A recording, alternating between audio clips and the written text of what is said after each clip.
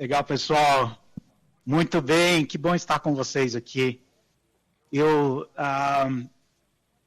separei com muito carinho um conteúdo em que eu venho meditando por muito tempo, que é o que faz realmente, não só você como uma pessoa de produto, mas você como um profissional e até no âmbito pessoal, você pode trazer mais impactos a partir das suas decisões.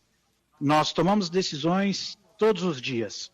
E nessas decisões a gente sabe que muitas pessoas são impactadas, nossas empresas são impactadas, e eu pude perceber que há um padrão quando a gente olha para quem é que tem a maior taxa, eu diria, de sucesso ou de resultados a partir de decisões. Isso vem muito de entender princípios.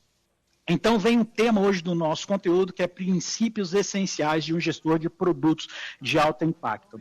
Agora eu tenho que falar para vocês o seguinte, se você está esperando aqui em que eu venha com uma receita de bolo, não é isso. É praticamente o contrário. Eu quero te provocar a entender que princípios você pode lançar mão para melhorar aqui a sua caminhada como uma pessoa de produto. Eu vou mostrar 3 princípios em que eu meditei nos últimos anos e tempos, e eles têm sido verdadeiros, não importa o cenário.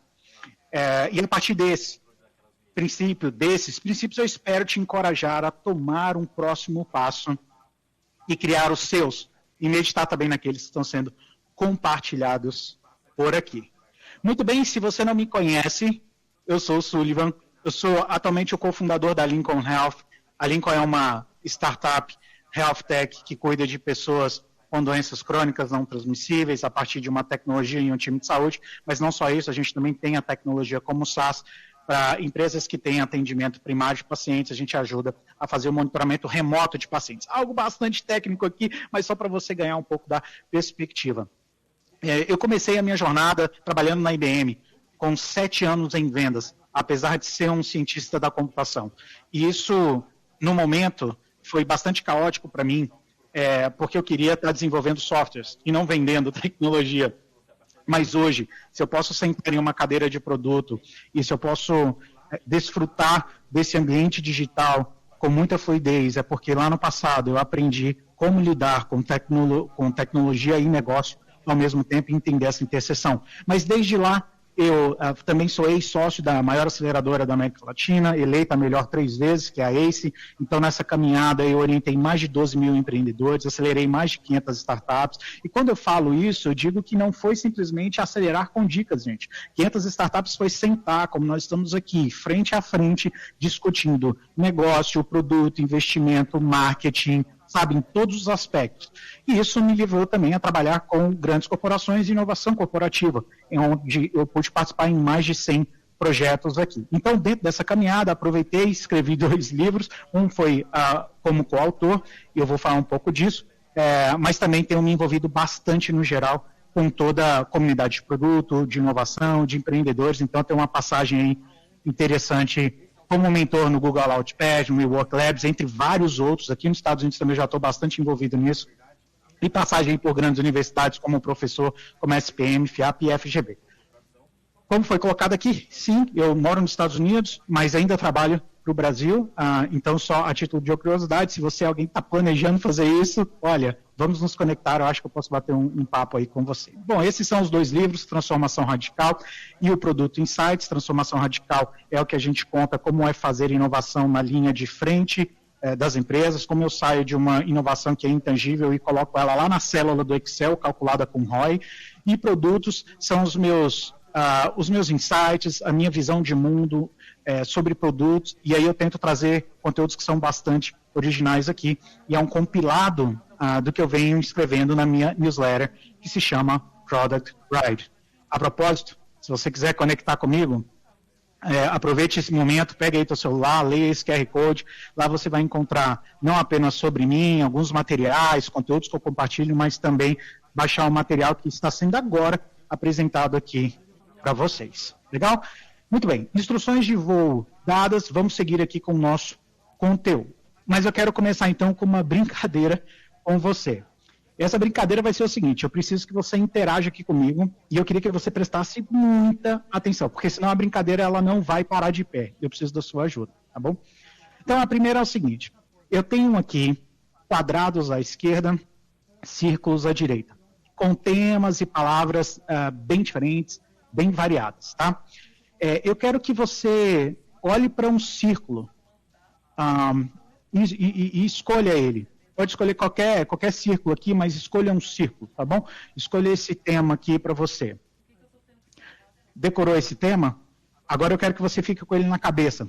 O que nós vamos fazer é embaralhar um pouco essas formas aqui. Muito bem, estamos embaralhando. E por uma última vez.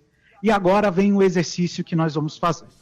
Muito bem, a partir desse círculo que você escolheu, eu quero que você mova para a direita ou para a esquerda para o quadrado mais próximo. Se não houver quadrado à sua esquerda, mova para a direita e vice-versa, tá bom? Então, a partir do seu círculo, esquerda ou direita para o quadrado mais próximo. Beleza? Você achou aí? Agora eu quero que você mova para cima ou para baixo para o círculo mais próximo.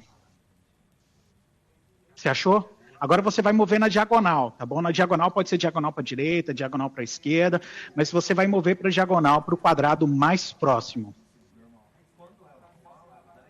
E aí, por último, agora você vai mover para a esquerda ou para a direita, para o círculo mais próximo. Muito bem. Decora esse círculo aí, fixa esse círculo aí, e se tudo deu certo e você fez o exercício direitinho, nós estamos aqui. Quantos de vocês conseguem me confirmar que estão aqui? Grita eu aí na plateia.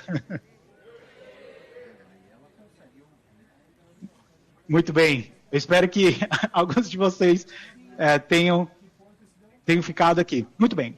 O que a gente acabou de experimentar com essa brincadeira, pessoal, é literalmente um princípio. Nesse caso, eu consegui, através de abstração do entendimento de como eu posso manipular o que você faz, ter um resultado final que eu planejei, né? Isso é uma forma bonita de dizer que eu fui capaz, inclusive, de manipular o resultado final e a tua linha de pensamento para onde você ir, né?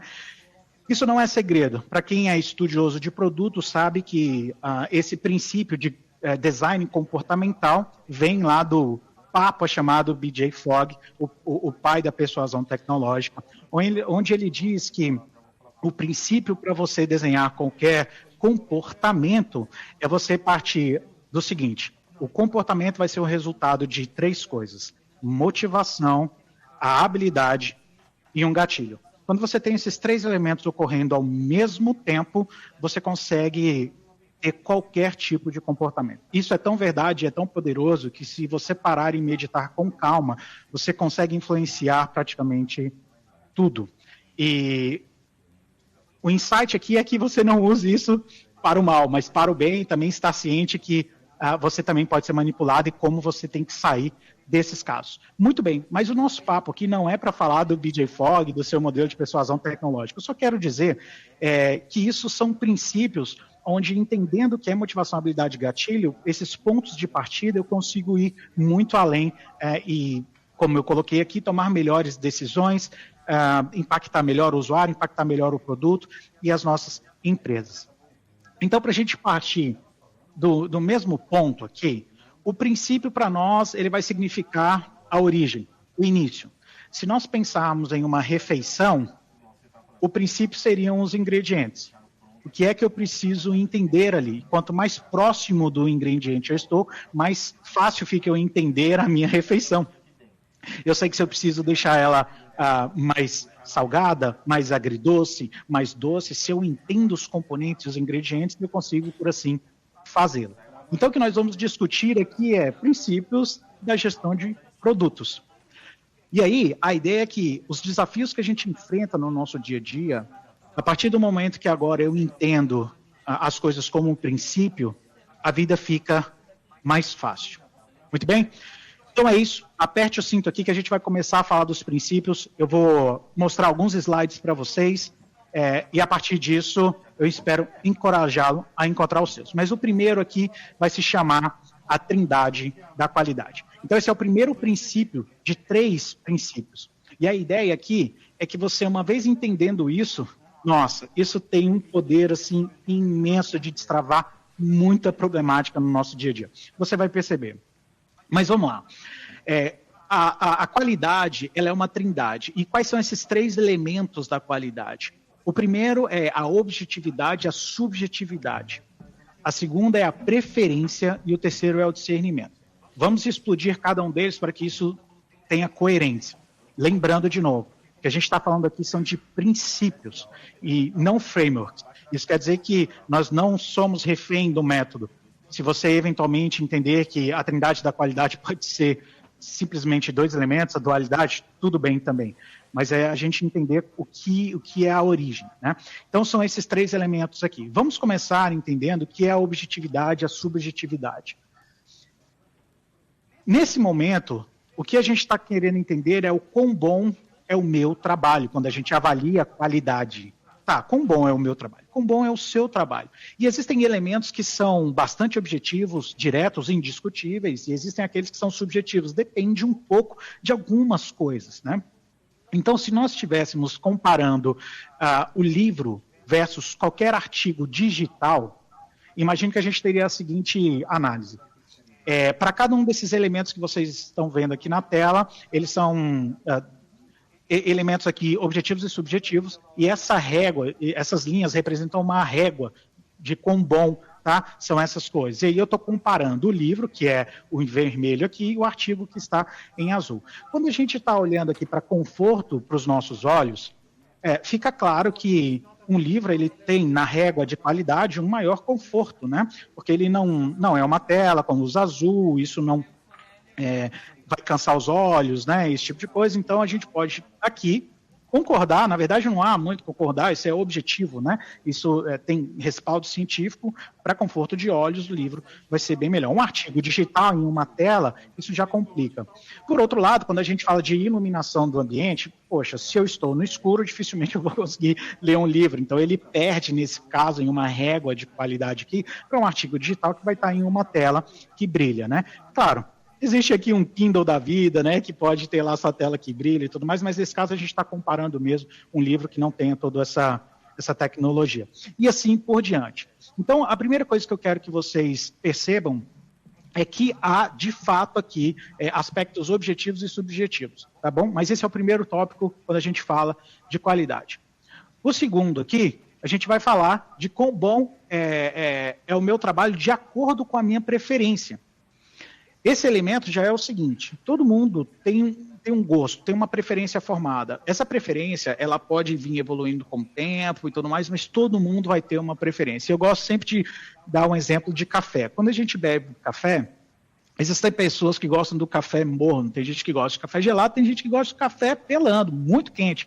Nesse sentido, se a gente colocar uma régua aqui de qualidade, onde eu tenho um grau de ruim até bom, eu posso dizer que, olha, a minha percepção atual aqui é de um café morno, tá? Mas eu quero um café super quente.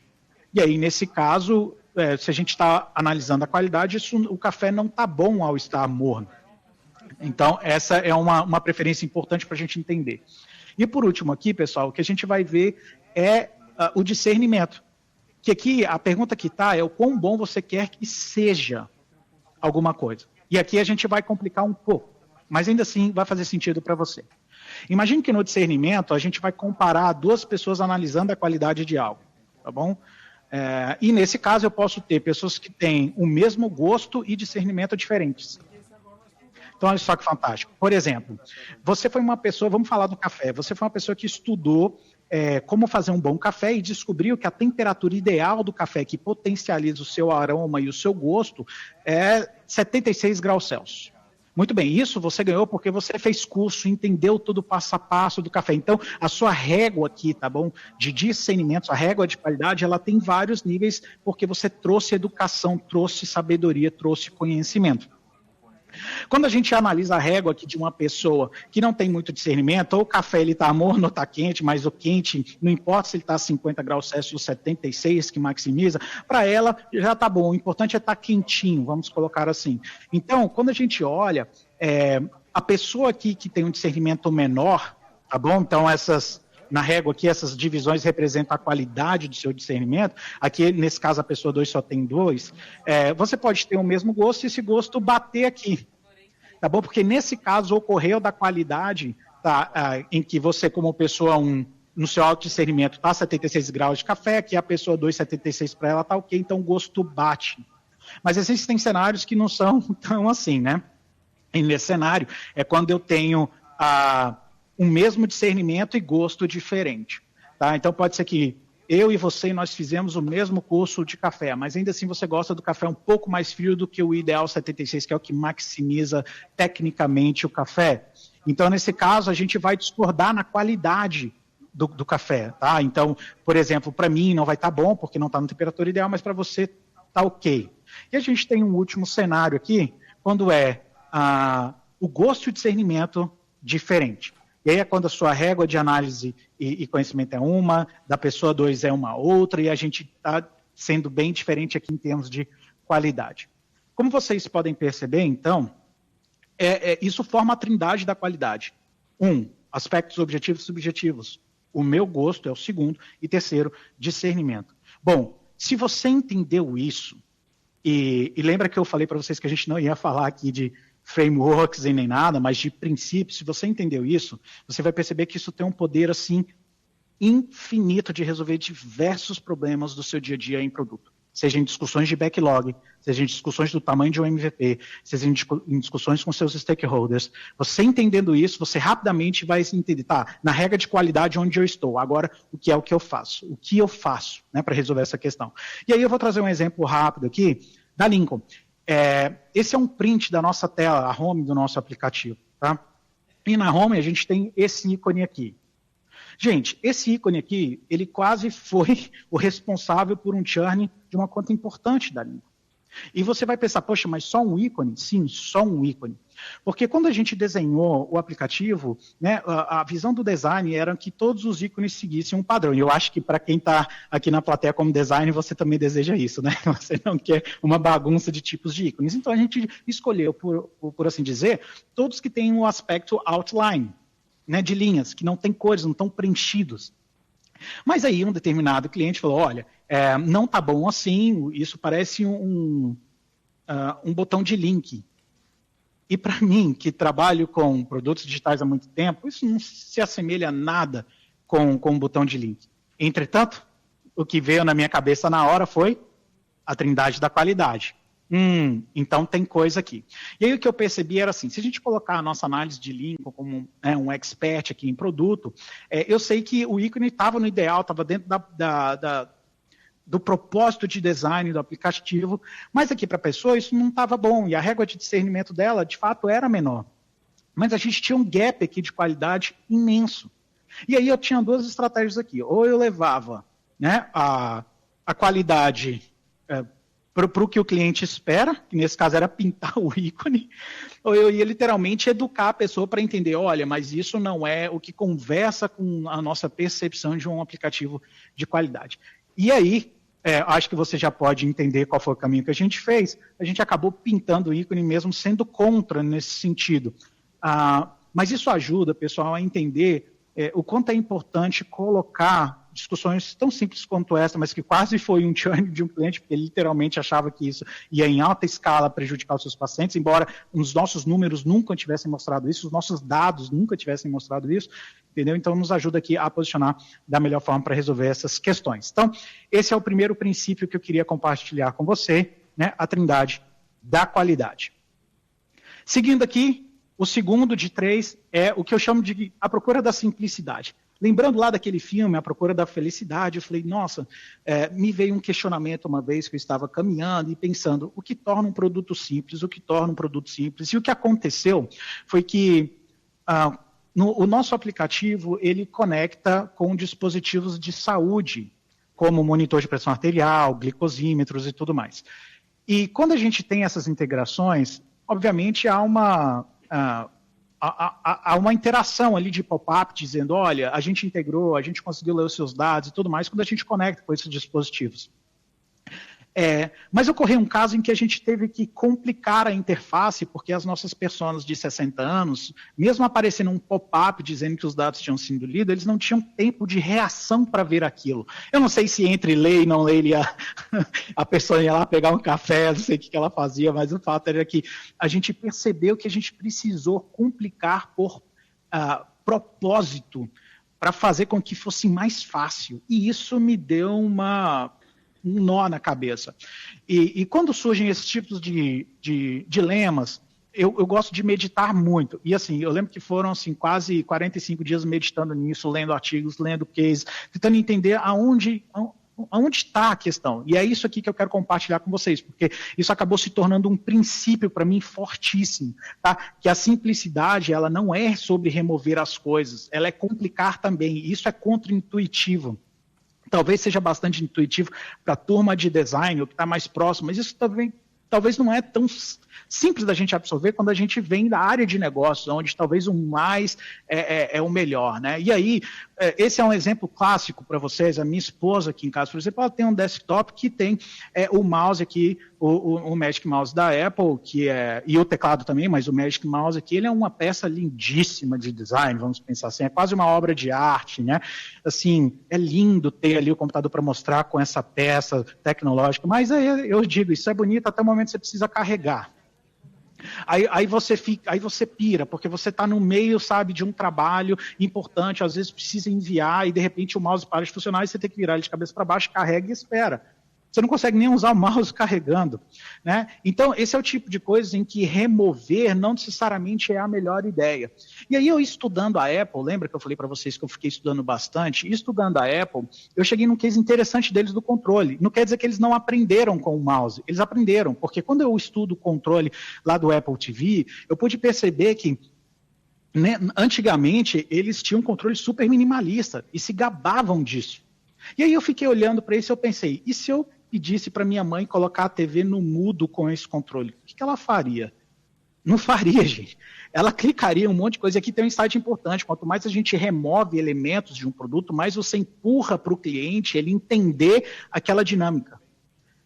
Então, ao invés de estar no produto, tem que estar no cliente. Se o cliente não tem esse background técnico, fica pelo caminho. Não é à toa que o controle mais atual aqui, o que eles fizeram foi complicar a interface. Eu saí aqui de 7 botões na esquerda e fui para 13 botões na direita. Então, isso mostra que complicar faz parte de você trazer um produto simples. E eu tenho que concordar aqui com o Shane Parrish, que ele diz assim, olha, você não entende completamente algo até que possa simplificá-lo. Mas se tudo que você faz é só simplificar, você, então, não entendeu. Eu falei, caramba, isso faz bastante sentido. Então, como é que a gente define simplicidade no produto? A gente tem que entender aquilo que não é. Então, simplicidade não é apenas, e o apenas aqui está em negrito para você entender que eu não estou tirando o mérito disso. Mas não é apenas a usabilidade ou a redução cognitiva. Não é apenas a redução na curva de aprendizado e adoção. Não é apenas ser minimalista e bonito aos olhos. Não é apenas produto. Tem um conjunto de coisas. E aí que chega o insight. Simplicidade é um estado. E como ele é um estado, isso quer dizer que o mesmo produto, ele pode ser uma coisa ou outra. Ele pode ser simples ou pode ser complexo. A partir do quê? De um contexto. Dito isso, chega-se aqui ao segundo princípio. Eu chamo de 3Ps, né? Pessoa, produto, problema. A procura da simplicidade é isso. É você ter a pessoa, o produto e o problema de forma coerente. E aí eu posso dizer que um produto ele é simples de fato. Quer ver? Vamos pegar aqui um controle remoto. Né? Você provavelmente já viu esse controle remoto aqui da direita em hotéis, ou talvez em casas mais antigas, mas ele ainda existe em muitos por aí. Né? Agora os controles mais novos já estão mais minimalistas aqui. Só que se a gente aplicar exatamente o princípio aqui da simplicidade, dos 3Ps, a gente vai perceber, tá, mas para uma pessoa de 65 anos, em que o produto é um controle remoto, mas o problema é encontrar o canal favorito, esse controle da direita já não é o ideal. Encontrar o canal favorito vai ser muito mais rápido e ágil a partir daqui, do teclado. Mas você pode falar assim, Sullivan, mas e aí, esse ícone aqui de microfone? Mas não, se eu mostrar isso por aqui como exemplo, se eu pegar o meu pai, minha mãe e tudo mais, talvez eles não vão saber, não vai estar intuitivo que você pode dar comandos por aqui para chegar no destino final. E aí você vai ver então que se a persona muda, e eu estou falando de uma pessoa de 20 anos, onde o problema é encontrar a série favorita, então aqui esse comando por voz vai funcionar. Então, olha que interessante, pessoal, como um determinado contexto, ele forma a simplicidade, de fato, de um produto. Né? Então, muito bem. Aí eu fui pesquisar, o que então é complexo no mercado? O que não sempre bebe da simplicidade. E aí a gente vai perceber que os jogos, por exemplo, eles são feitos para serem complexos, né? Quanto mais complexo, mais desafiador, mais interessante é o jogo. Mas não só os games. Quando a gente olha para a aviação, é muito interessante, né? Porque quando a gente olha para um cockpit e a gente vê aquele mar de botões disponíveis, informações, telas piscando, instrumento e tudo mais, não quer dizer que o piloto vai usar tudo aquilo em todo o voo. Mas o importante é que, em caso de crise, em caso de emergência, eu preciso ter à mão aqueles elementos da forma mais rápida possível, porque é aquilo que vai trazer uma solução mais rápida. Então, aqui, a complexidade, ela nada mais é do que a disponibilidade da informação, e isso traz valor para o produto. Olha que coisa. Ou até como um modelo de negócio. Então, assim, quando a gente olha... tem um case bem interessante que é do McDonald's e as suas máquinas de sorvete, que eu super sugiro aqui, vocês baixarem a minha apresentação, clica nesse link aqui, deem uma olhada em como eles explicam o modelo de negócio dessas máquinas face à complexidade. Então, eles, por design, literalmente por design, decidiram fazer a máquina complexa para que isso se tornasse um modelo de negócio. E você, no lado de produto, como você se sentiria com isso? Né? Será que você se sente bem fazendo uma coisa complexa? Mas é aí que a gente tem que quebrar um pouco, né, a nossa intuição padrão e colocar as coisas sob o prisma aqui de princípios. Então, o que eu quero mostrar para vocês é que simplicidade, ela também pode ser a complexidade de forma deliberada. Isso é bastante interessante. Muito bem, então agora a gente vai para o nosso terceiro princípio. E aqui eu digo que os excepcionais são trilingües. E o que é ser trilingüe? É você ser capaz de falar diferentes linguagens quando a gente está em um ambiente de negócio. Existem 3 linguagens que são bastante faladas no mundo de produto e negócio. Claro que a gente está aqui em um encontro de produto, então, portanto, eu vou focar em produto. Mas uma das coisas que você vai perceber é que existe a linguagem da empatia. E que linguagem é essa? Você já conhece. É a linguagem do discovery. Né? É a linguagem de entender o cliente, entender as suas necessidades, os seus medos, seus anseios, seu desejo. Existe também a linguagem da solução, que é muito provável também que você também já conheça. E aí eu estou falando aqui de você criar um MVP, de você rodar experimentos, fazer teste AB, desenhar um produto, criar as suas histórias de usuário. Aqui é discutir o que é a solução ideal para o meu cliente. Ter certeza que eu estou resolvendo o seu problema. Mas tem uma terceira linguagem aqui, que é a linguagem mais desafiadora, que eu chamo, que é a linguagem do dinheiro. E é aqui, onde a gente separa as crianças dos adultos. É aqui. Quem é que consegue navegar bem na linguagem do dinheiro? É quem senta na mesa dos shareholders e quem não senta. É quem ganha investimento para investir na sua unidade de produto e quem não ganha. E é sobre isso que a gente vai falar. E aí, eu trago uma frase que é a seguinte, que é possível a gente se comunicar, mesmo não falando Desculpa, é possível não se comunicar mesmo que se fale o mesmo idioma? E essa é a provocação. E sim, e aí o que eu quero rodar com vocês aqui é uma brincadeira. Olha só, imagine que por um momento você está lá com essa criança linda e de repente resolve explicar para ela o que é um círculo. E aí você chega para ela e fala assim, olha, um círculo é um conjunto de pontos resultantes da união entre uma circunferência e os seus pontos internos. Pegou? É óbvio que isso não fez sentido nenhum. A criança ela vai aprender muito bem por tentativa e erro, tato, pegar um pouco ali de pensamento espacial e aí juntar o seu conhecimento do que é um círculo. Mas, gente, nós fazemos isso aqui todos os dias. Quando a gente, por exemplo, olha lá para o nosso vendedor, a gente está trocando ideias e a gente fala de backlog como se você achasse que ele olhasse para o backlog como você olha, que ele conhece muito bem matrizes de priorização, que ele fala, né, fala o Rice, ele fala bem. Quando você fala de entender o que é tempo crítico, o valor de negócio, ou que seja a duração do job, se você estiver fazendo cálculo lá no Weighted Shorted Job First, né, aquele método de priorização, que ele vai entender. Não vai. E aí, esse é o ponto. A gente tem que ajustar a nossa linguagem. E aí, olha só que interessante, como é importante a gente entender qual é o ponto de partida necessário para entregar a mensagem da forma certa. Se a gente fosse explicar o que é um cachorro, vamos ter diferentes pontos de partida aqui. Se fosse para uma criança, você não explicaria de forma mais complexa. Você falaria, ó, tem 4 patas, tem pelo, late, ok, a criança vai associar um cachorro. Mas, de repente, já para um aluno de ensino médio, para você explicar um cachorro, você vai falar, ó, é uma hierarquia biológica, eucária, animália, cordata, mamália, carnívora, canidá e canis. Agora, quando a gente fala para um cientista, a linguagem é outra. Olha, um cachorro é quem contém a sequência de DNA XPTO. Qual que é o desafio quando a gente fala nessa questão de diferentes linguagens no ambiente de negócio, né? Que a gente não adapta. Então, essa figurinha é muito interessante. Você já viveu essa percepção, tenho certeza, de chegar em um lugar e falar assim, olha, como que eu chego em tal região, em tal estabelecimento? Me explica aqui. Aí você pede ajuda da pessoa, a pessoa te explica assim, ó, 2 sinais à frente, à esquerda, vai passar aqui uma rotatória, tal, vai ter um sinal, tá lá na esquina.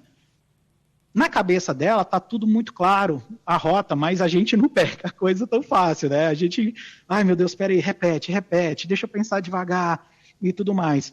Porque isso tem a ver com o que a gente chama de maldição do conhecimento, que tem uma hora que você sabe tanto de um assunto que você se esquece como é não saber dele. E explicar fica difícil. Então, quando a gente fala de falar a linguagem da empatia, da solução e do dinheiro, a gente está consciente que é preciso a gente ajustar o nosso linguajar para que a gente seja entendido.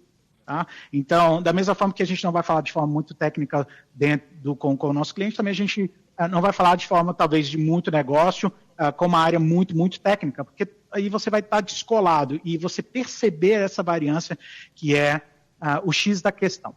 E observando também isso, o que eu percebi? Quando a gente tem um cliente, seja um cliente em uma posição de querer comprar, tá? Ou seja, ele te pedindo uma feature, ele vai passar por 3 linguagens. Ele vai trazer a emoção, então imagine que agora, né, você está aí com o seu celular na mão e de repente ao caminhar, né, deixou cair. Aí ele quebrou a tela. Aí vem aquela emoção, meu Deus, eu não vou conseguir responder os WhatsApps, eu não vou conseguir mais entregar aquele material no trabalho, eu não vou conseguir pedir o meu Uber aqui para voltar para minha casa. Então você entra no emocional. Aí depois você pensa numa solução, tá? Quais soluções existem aqui? Para mim, até o momento que você vai trazer o racional. E aí vai falar a linguagem do dinheiro. De repente você resolveu passar numa loja, uma assistência técnica, eles vão cobrar lá X R$1.000 para trocar a tela, ou menos de R$1.000, e aí você vai analisar se isso vale a pena. Mas o importante é entender que o cliente ele navega do emocional para o racional. E aí, aqui, gente, é onde mora o poder da gente entender isso por princípios. Se você entende que seja o cliente numa compra ou num pedido, ele anda por essas 3 linguagens, você, como pessoa de produto, ganha um poder incrível. Porque você vai saber ler bem o emocional. Quando o cliente ele levanta a mão e ele, de repente, está com algum problema, ele vai pedir uma feature. Eu passei por um caso muito interessante e que eu gosto de citá-lo, que olha, eu estou querendo aqui uma feature de exportar, tá, para os meus relatórios. Eu estou gastando muito tempo com isso. E assim, eu faço isso todo mês. É difícil, sabe, não está legal. Beleza, o que o cliente fez? Emocional. A linguagem da empatia. Você pegou a empatia do cliente, entendeu? Essa é a linguagem emocional. Só que, se você levar isso para dentro da sua empresa, por emocional, você já errou, né? Não faz sentido. Você não coloca no backlog elementos que são baseados em emoção, você bota elementos lá baseados em racional. Isso tem que se traduzir em alguma coisa financeiramente falando. E aí é onde você tem que tentar entender, tá, mas se ele, de repente, economizar 10 horas por mês, depois, sei lá, de um ano, isso de repente economiza num salário médio aqui, X mil reais, poxa, acho que isso aqui pode ser até uma feature paga. E aí você cria um racional de ROI. Porque, inclusive, é isso que o cliente faz lá dentro. Quando ele comprou o seu produto, por exemplo, em algum momento, ele vai pegar e vai falar, olha, nós precisamos de um software aqui que faça disparo de e-mail, mas em algum determinado momento ele vai olhar o custo e vai falar, poxa, será que a gente paga isso, não paga? Como que será o ROI? E tudo mais. Então, se você consegue fazer essa leitura dessas linguagens para navegar muito bem, você consegue falar com o cliente, falar com o seu time técnico e navegar bem no idioma da linguagem do dinheiro aqui, tá bom? Lembrando, que isso acontece, só voltando aqui, gente, ó, do emocional para o racional e o inverso, ó, perceba que vai mudar. E o inverso também, tá? Que é do racional para o emocional. O do racional é quando você encontrou o quanto aquela oportunidade de negócio gera valor para a companhia, para o seu cliente financeiramente falando, ela é viável, e aí a partir disso você precisa agora envolver o seu time de vendas para saber tocar nos pain points para vender aquele produto. Então perceba que você entender esses 3 idiomas, essas 3 linguagens é super, super importante. Mas, como eu tinha dito, o maior desafio fica na linguagem do dinheiro. E é aqui que eu quero dar uma dica. Falar a linguagem do dinheiro, ela é simples, porque ela só passa por 3 pontos. Ou você vai gerar mais receita, ou gerar mais economia, ou gerar mais produtividade. Idealmente, as pessoas de produto nunca deveriam ter nenhum elemento dentro do backlog que não houvesse clareza de qual métrica ele impacta e que naturalmente trouxesse um desses 3 elementos, receita, economia e produtividade. Se você não souber responder isso, há um problema. E aí, qual que é o problema? Lá na frente, quando cobrar assim, eu não estou vendo que o departamento de inovação está trazendo resultado, é porque você não está com clareza desses 3 elementos. Porque senão você não estaria nessa mesa de discussão se entrega ou não. Você não quer disputar, gente, é isso que eu falo assim, quando a gente fala de produto, a gente não vai querer disputar com um time de vendas, por exemplo, departamento de vendas ou de marketing. Marketing, vendas, eles têm metas muito claras, têm métricas muito claras, né? E aí eu pego a vendas, ele tem uma cota, uma meta, se ele bate a meta, tá ali, foi sucesso. E aí todo mundo sai bonito. Mas quando não bate a meta, aí aonde isso vai bater? Vai bater em todo mundo. E produto fica frágil se não souber justificar aonde ele estava trabalhando para gerar receita, entende? Aonde ele estava ali para trazer mais economia e produtividade. Então é importante falar esse idioma aqui. E existe uma técnica que você pode fazer isso que é muito simples. Aqui, gente, não precisa de um MBA. Tá? Que é a contagem de dígitos. Que é o seguinte, para toda oportunidade que eu estiver trabalhando, seja um pedido do cliente lá no call, lá no Customer Success, em venda, seja no meu Discovery, eu entender, o quanto que essa oportunidade ela pode trazer de cifras. E aí a contagem de dígitos não ajuda. É você entender 1, 2, 3, 4, quais são as variáveis que você pode ali multiplicar para ficar claro quanto de casas, digamos assim, de potencial de casas, eu digo de dígitos aqui, né? Então, nesse caso, em dólar, 75 mil são 5 dígitos, você está trazendo para a companhia. Existem oportunidades que vão trazer 4 dígitos, outras 5, outras 6. Então, eu estou falando de mil, milhares ou milhões. E aí é muito importante que a gente sempre esteja de olho nisso, porque quando alguém for lá, e aí, né, quem nunca aconteceu, o executivo desce do Olimpo, chega para você e fala, nós vamos focar nisso aqui agora. Aí você vira a mesa e fala bem assim, ok, eu estou abrindo mão de 3 milhões de reais por essa oportunidade que é, por exemplo, 100 mil reais. É isso mesmo? Faz sentido? E aí você está falando a linguagem do dinheiro. Gente, você não vai ficar discutindo que é a feature de notificação versus a feature de report.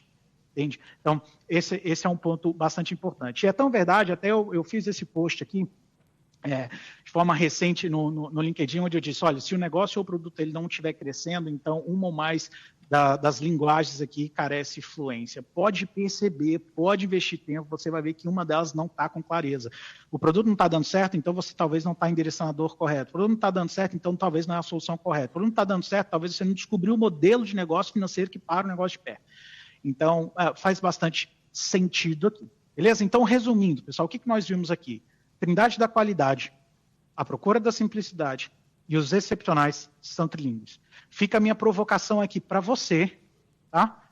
Pensar como eu posso achar os princípios que são importantes para o meu dia a dia, dentro do meu contexto, dentro da minha dinâmica. Pega esses princípios que eu dei, coloca no teu cinto de competência, mas também pense nos seus. E isso vem investindo bastante tempo e pensamento aqui, beleza? Gente, obrigado. Era isso que eu queria compartilhar com vocês. Eu espero que isso tenha provocado a ser um gestor mais orientado a princípios, porque isso é atemporal e você não fica mais refém de método. Beleza? Uou.